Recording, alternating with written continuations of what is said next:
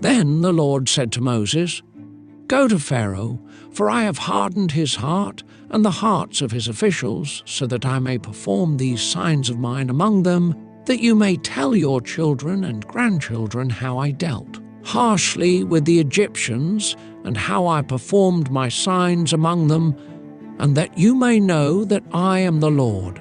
So Moses and Aaron went to Pharaoh and said to him, "This is what the Lord, the God of the Hebrews, says, 'How long will you refuse to humble yourself before me?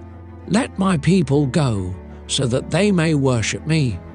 If you refuse to let them go, I will bring locusts into your country tomorrow. They will cover the face of the ground so that it cannot be seen.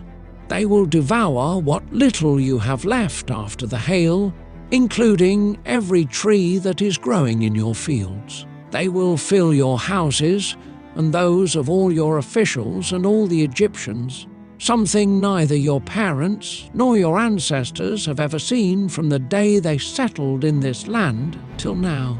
Then Moses turned and left Pharaoh. Pharaoh's officials said to him, "How long will this man be a snare to us? Let the people go, so that they may worship the Lord their God. Do you not yet realize that Egypt is ruined?" Then Moses and Aaron were brought back to Pharaoh. "Go worship the Lord your God," he said, "but tell me who will be going." Moses answered, "We will go with our young and our old, with our sons and our daughters, and with our flocks and herds, because we are to celebrate a festival to the Lord." Pharaoh said, "The Lord be with you if I let you go, along with your women and children. Clearly you are bent on evil. No, have only the men go and worship the Lord, since that's what you have been asking for." Then Moses and Aaron were driven out of Pharaoh's presence. And the Lord said to Moses, "Stretch out your hand over Egypt, so that locusts swarm over the land and devour everything growing in the fields, everything left by the hail." So Moses stretched out his staff over Egypt, and the Lord made an east wind blow across the land all that day and all that night. By morning the wind had brought the locusts.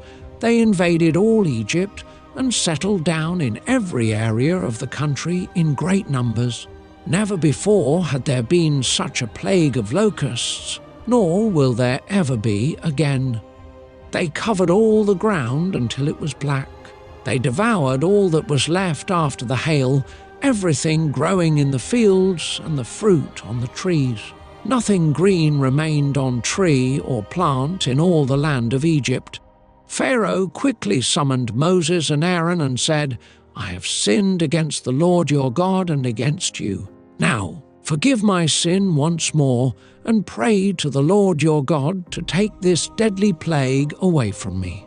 Moses then left Pharaoh and prayed to the Lord, and the Lord changed the wind to a very strong west wind, which caught up the locusts and carried them into the Red Sea.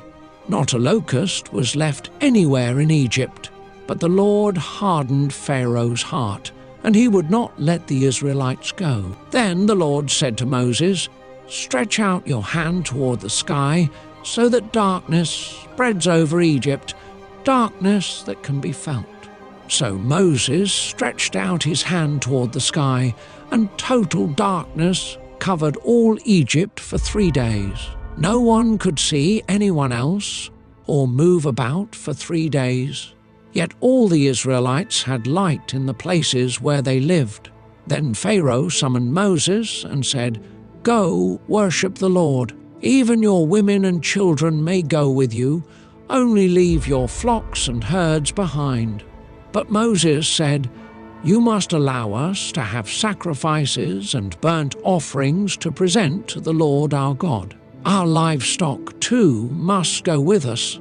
Not a hoof is to be left behind.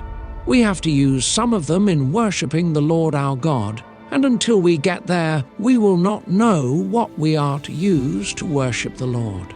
But the Lord hardened Pharaoh's heart, and he was not willing to let them go.